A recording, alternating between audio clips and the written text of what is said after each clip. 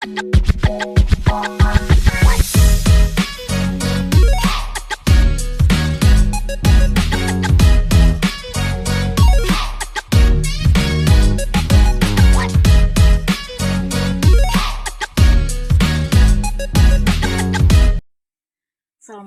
warahmatullahi wabarakatuh.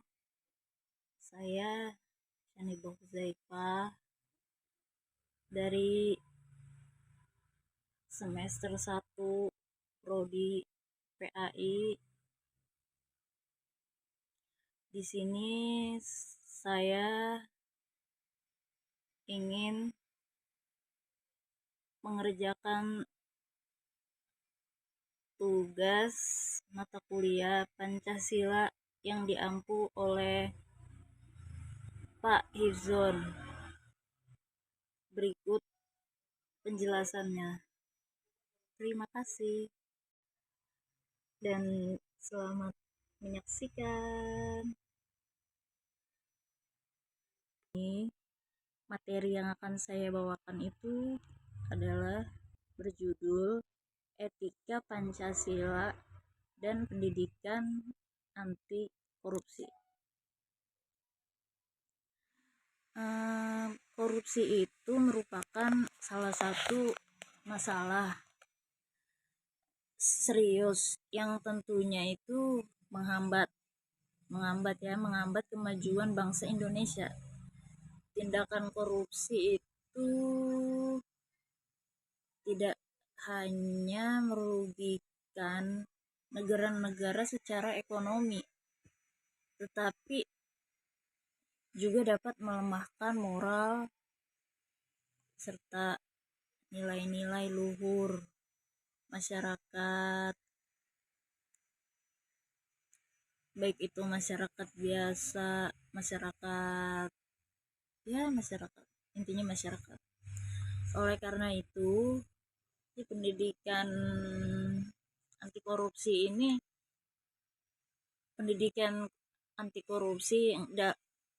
dalam konteks ini tuh jadi menjadi penting gitu untuk menambahkan sikap jujur, disiplin, dan tanggung jawab sejak dini. Nah, jadi Pancasila sebagai dasar negara itu juga memiliki peran penting yang sangat erat tentunya sebagai landasan etika di dalam mencegah dan memberantas korupsi. Nah, sekarang itu selanjutnya ada etika Pancasila dalam berkehidupan bangsa. Nah, etika Pancasila itu merupakan suatu dasar moral yang sangat kokoh sekali untuk membangun karakter bangsa yang bersih dari korupsi. Nah, pedoman moral yang bersumber dari nilai-nilai luhur 5 sila. Yang pertama, ketuhanan yang Maha Esa, yang di dalamnya itu tentunya mengajarkan kejujuran dan integritas, karena setiap perbuatan itu akan dipertanggungjawabkan oleh Tuhan. Yang selanjutnya itu yang kedua ada kemanusiaan yang adil dan beradab. Yang kemanusiaan yang adil dan beradab ini tentunya dapat menuntut supaya manusia itu juga dapat berperilaku adil gitu. Jadi tidak merugikan orang lain atau sesamanya melalui korupsi tersebut. Nah, selanjutnya ada sila ketiga yang berbunyi persatuan, Indonesia. Nah, persatuan Indonesia ini dapat dimaknai yaitu menanamkan semangat kebersamaan dan kepedulian terhadap kepentingan bangsa di atas kepentingan pribadi.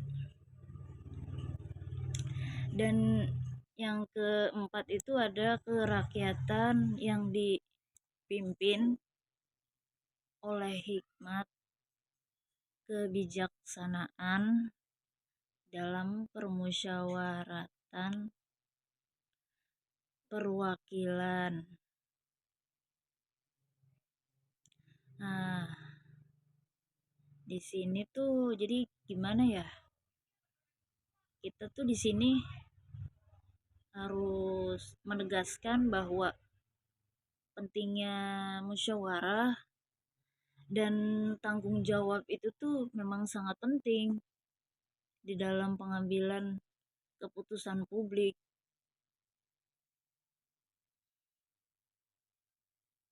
Dan yang terakhir ada keadilan sosial bagi seluruh rakyat Indonesia untuk mendorong pemerataan kesejahteraan tanpa adanya praktik korupsi yang merugikan atau meregang nyawa bagi rakyat-rakyat kecil.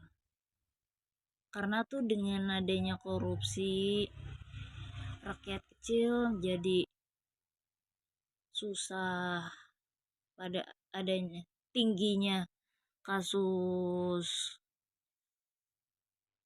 pencurian di mana-mana, tingginya kasus kejahatan di mana-mana. Jadi ya diharapkan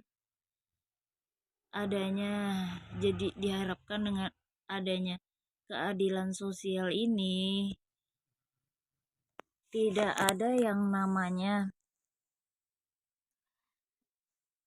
kelaparan lah, kasus kekerasan lah, apalah ya, seperti itu.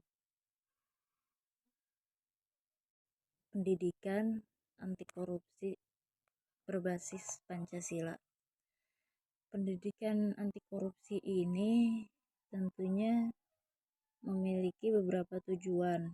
Yang tujuannya itu untuk membentuk karakter bangsa yang jujur, amanah, dan bertanggung jawab dalam sistem pendidikan nasional.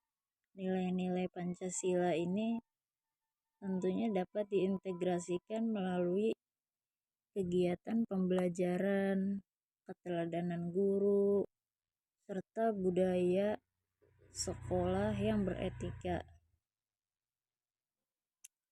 Pembelajaran yang menanamkan nilai kejujuran, kerja keras, dan kesederhanaan ini merupakan bagian dari implementasi pendidikan anti korupsi.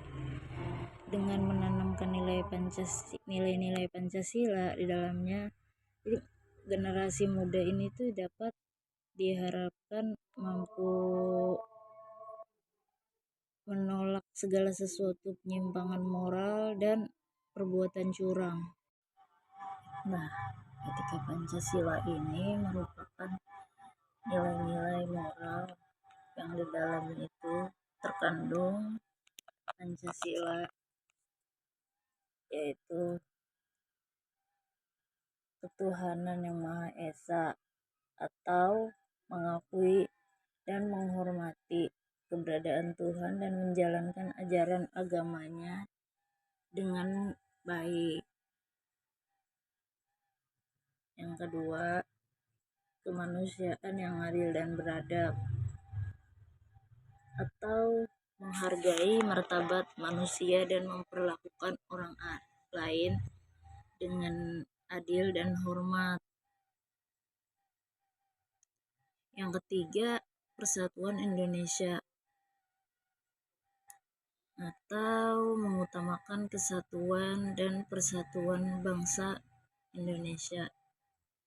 Yang keempat itu kerakyatan yang dipimpin oleh hikmat kebijaksanaan dalam permusyawaratan perwakilan.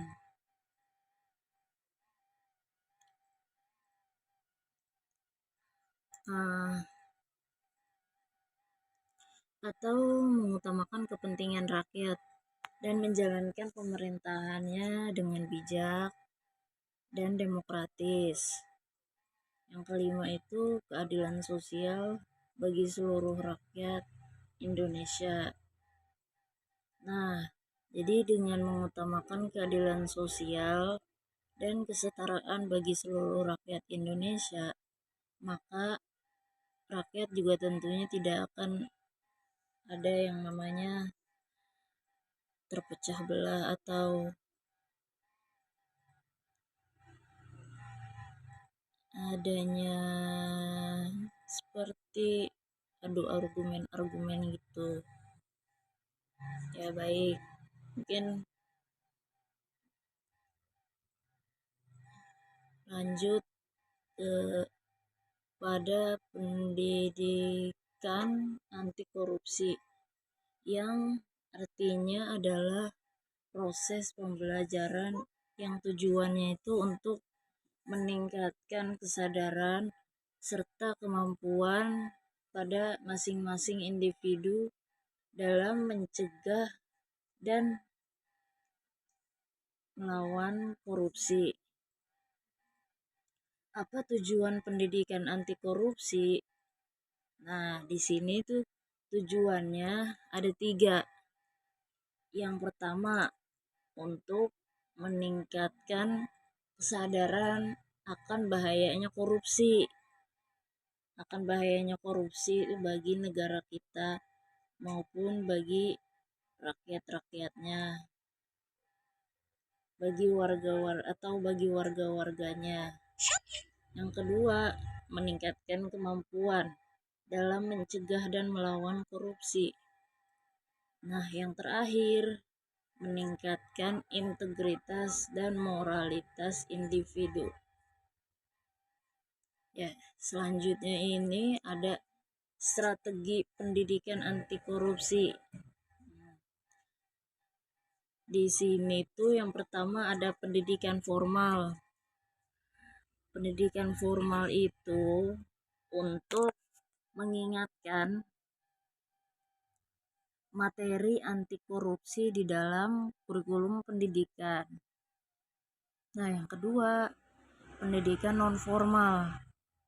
Nah, pendidikan non formal ini tujuannya untuk mengadakan pelatihan serta seminar anti korupsi. Dan yang terakhir, pendidikan informal atau meningkatkan kesadaran masyarakat melalui media dan kegiatan sosial. Nah, sedangkan implementasi di dalam etika Pancasila dan pendidikan anti korupsi ini juga ada 3 nih. Yang diantaranya yaitu untuk meningkatkan kesadaran akan pentingnya etika Pancasila dan anti korupsi. Dan yang kedua, mengintegrasikan etika Pancasila, dan yang kedua yaitu mengintegrasikan etika Pancasila dan anti korupsi di dalam kehidupan sehari-hari. Dan yang terakhir, meningkatkan peran masyarakat dan pemerintahan di dalam mencegah korupsi. Nah, kita juga di dalam etika Pancasila ini terdapat beberapa nilai-nilai moral yang terkandung di dalam Pancasila. seperti yang pertama ada menghormati orang lain dan tidak bertindak diskriminasi, atau kita harus bersikap kemanusiaan yang adil dan beradab. Dan selanjutnya ini mengutamakan kepentingan bersama dan tidak korupsi, atau keadilan sosial bagi seluruh rakyat Indonesia yang terdapat pada sila kelima. Atau yang terakhir, menghargai perbedaan pendapat dan tidak melakukan kekerasan atau kerakyatan yang dipimpin oleh hikmat kebijaksanaan dalam permusyawaratan perwakilan yang terdapat pada sila keempat.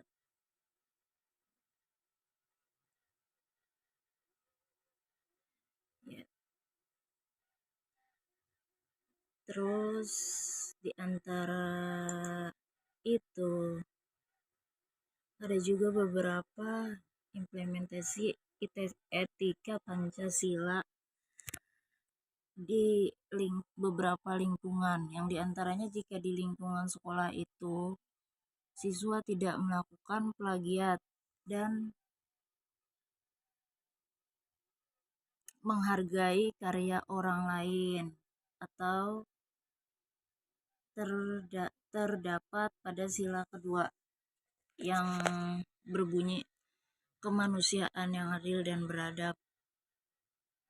Nah, selanjutnya siswa melaporkan kasus bullying dan tidak menjadi pelaku atau penonton yang yang terdapat pada sila keadilan sosial bagi seluruh rakyat Indonesia yang terdapat pada sila ke-5. Nah, sedangkan di tempat kerja ini juga ada beberapa, yang diantaranya yaitu pegawai tidak menerima suap dan melakukan tugas dengan jujur yang terdapat pada sila keadilan sosial bagi seluruh rakyat Indonesia yang terdapat pada sila kelima. Sedangkan yang kedua, pegawai menghargai perbedaan pendapat dan tidak melakukan diskriminasi yang terdapat pada sila keadilan sosial yang terdapat pada sila kemanusiaan yang adil dan beradab pada sila kedua. Nah, sedangkan di masyarakat ada warga negara melaporkan kasus korupsi dan tidak memilih memimpin mohon maaf dan tidak memilih pemimpin yang korup atau itu terdapat di dalam Pancasila ke-4 yang berbunyi kerakyatan yang dipimpin oleh hikmat kebijaksanaan dalam permusyawaratan perwakilan. Sedangkan yang terakhir ada di lingkungan rumah. Nah, jika di lingkungan rumah, yang pertama ini anak-anak ini harus diajarkan untuk tidak berbohong dan menghargai kejujuran, atau yang terdapat pada sila kedua yang berbunyi kemanusiaan yang adil dan beradab. Nah, yang keduanya, orang tuanya harus menjadi contoh yang baik bagi anak-anak tersebut dengan melakukan tindakan yang jujur serta adil yang terdapat pada sila kedua yang terdapat pada sila kelima yang berbunyi keadilan sosial bagi seluruh rakyat Indonesia.